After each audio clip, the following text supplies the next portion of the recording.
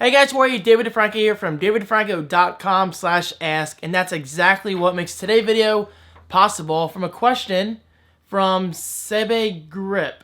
Hopefully I'm saying your name right, and if I'm not, I really do apologize. But before we get into that question, I just want to give a huge shout out to this service called appbounty.net. Okay, so what is App Bounty? Well, to put it in simple terms, it's basically a service that allows you to earn points towards Amazon gift cards, iTunes gift cards, Xbox Live points, PlayStation Network credit, all that good stuff just by discovering and using apps on your iOS device. Okay, so to get started, just simply go on your iOS device. This goes for your iPhone, iPod Touch, or even an iPad. Go to appbounty.net, tap Get Started, and sign up with my invite code, DeFranco, DIFRANCO. That info is right below for your convenience, to get 50 free points just like that. So in a way, this is kind of an exclusive deal to get you guys started right away and to get just a little closer towards prizes again, such as gift cards for Amazon, iTunes, Xbox Live, PlayStation Networks, and even paid apps for free. So instead of spending $5, $6 on one app, you can get it for completely free just by using appbounty.net, again, on your iOS device. And yes, I promise it is completely legit. I would never advertise anything that I don't personally support myself. So check it out. All right, so getting to the point of today's video, again, today's question comes from Sebe Grip. He simply says, and this is an excellent but simple question, what are your expectations on macOS 11? Now, this is fascinating, and honestly, guys, it's a huge topic, and I just simply can't talk about everything that I want to talk about in one single video. So I'm going to express my early thoughts of what I believe Apple is heading towards in regards to the future of iOS and OS X and merging them into what will eventually be called, well, OS 11. I mean, personally, I don't think they'll call it OS 11, so that's why I'm quoting. There's really no way of knowing. I mean, nobody ever thought the iPad Air would ever exist. I mean, that's what's kind of cool about Apple. We really never know what they're going to do, regardless of the rumors and stuff. Okay, so here are my thoughts. First of all, let me start out by saying this, guys. OS X is going to be around for a long time coming. I mean, I don't see Apple planning on getting away from the OS X platform for at least a few years. Because if you paid attention at the recent keynote, I believe it was WWDC, or even before then, I'm honestly not sure. But Tim Cook basically said that they're done concentrating on cat names, but now they want to focus on landmark names or location names around California, and Mavericks, also known as Maverick, don't worry, Sully, I know what you mean by that. But honestly, I'm fine with them tacking an S on. Who cares, right? It's not a big deal. But that's just it. Apple, in a way, is starting an entirely new line of names for their OS X products. So that right there should tell you Apple in no way is looking to get away from the traditional desktop that we've been used to for the past 10 years or so. And beyond that, I'm obviously just simply referring to the days of OS X. I mean, I haven't really used OS 9 or OS 8 in a realistic fashion because I switched to the Mac in 04, but either way, I mean, I have messed around with OS 9. All right, anyway, enough babbling. This is my other thoughts. I think OS 11 will eventually be a merged OS between iOS and OS X, but not in the traditional sense where they simply split the OS into two different environments, kind of like Windows 8.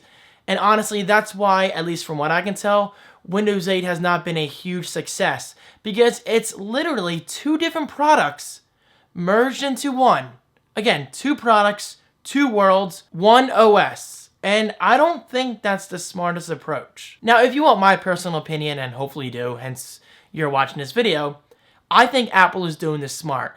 They're very slowly and wisely implementing iOS-like features into OS X, such as Notification Center, which I think works great. Granted, I can't use it on my desktop because I'm still using Lion, but I do use Mavericks on my MacBook Pro, and it works pretty well. As well as other things, including apps. Now, Apple is kind of in some hot water lately regarding the iLife and Iwork apps.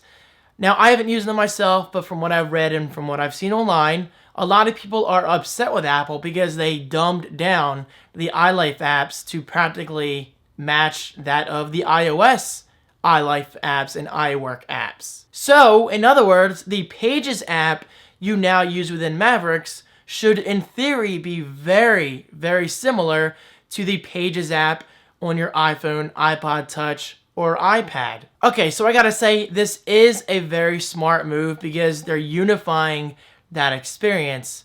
But then again, it's kind of a not so smart move because they're limiting power users, such as myself, and yes, I consider myself a power user.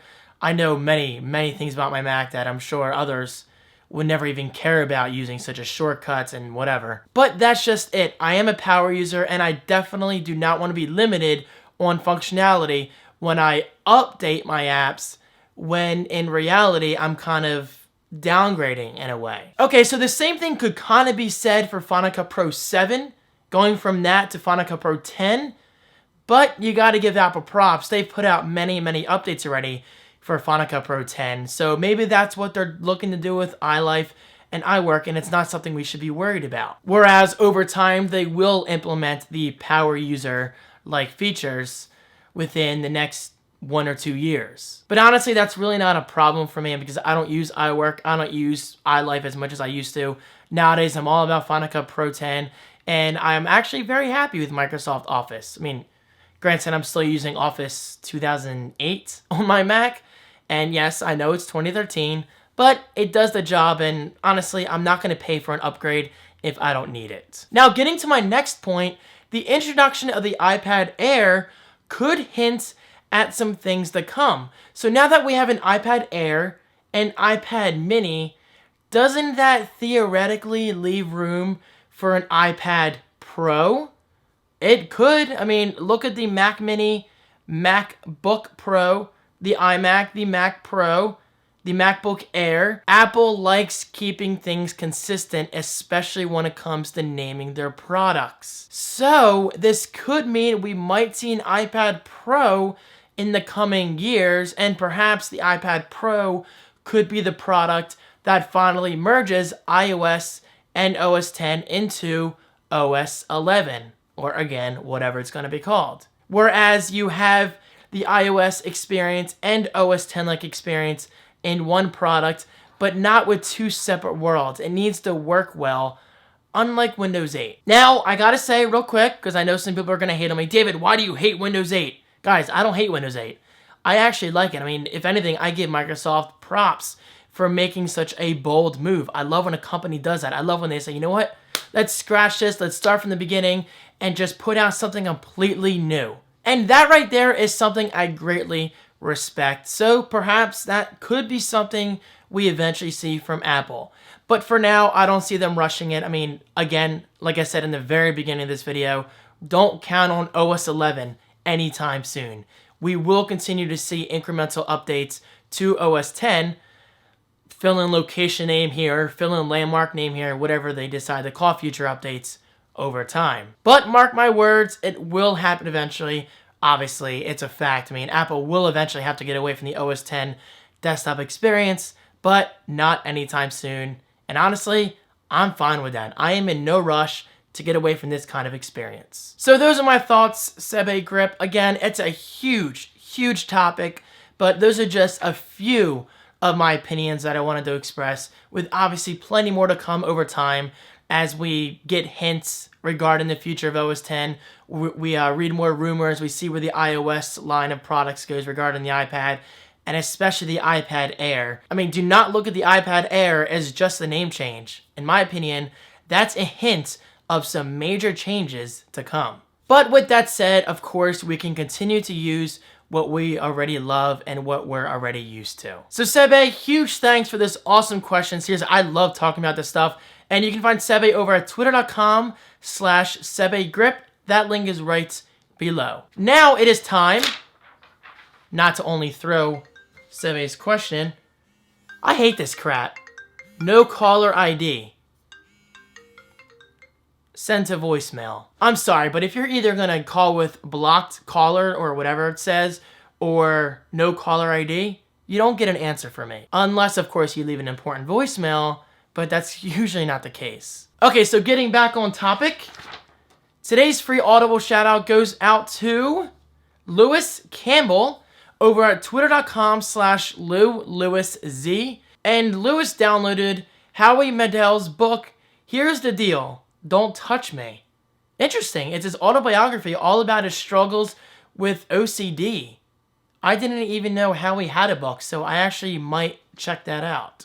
But there you go, Lewis. As always, I promised you guys in the past, you will get a free shout out if you download any free audiobook of your choice simply by using that link right below, davidfranco.com/audible or audibletrial.com/thecreative1, whichever link you prefer. Both of them go to the same page. And then just simply email me over at davidfranco.com/contact with the audiobook download that you downloaded. That sounded redundant. As well as any URL you want me to shout out in a future video, such as your Twitter, YouTube, your personal link, your business, anything you want. And it's that easy. So Lewis, thank you very much. That definitely landed on my chair. Guys, keep those questions coming. davidfranco.com/ask. I love questions, especially like today's question that pertains to the future of technology, the future of software, and the future of user experiences. It's fascinating stuff, and I cannot wait to see what the future holds. So thank you guys so much for watching.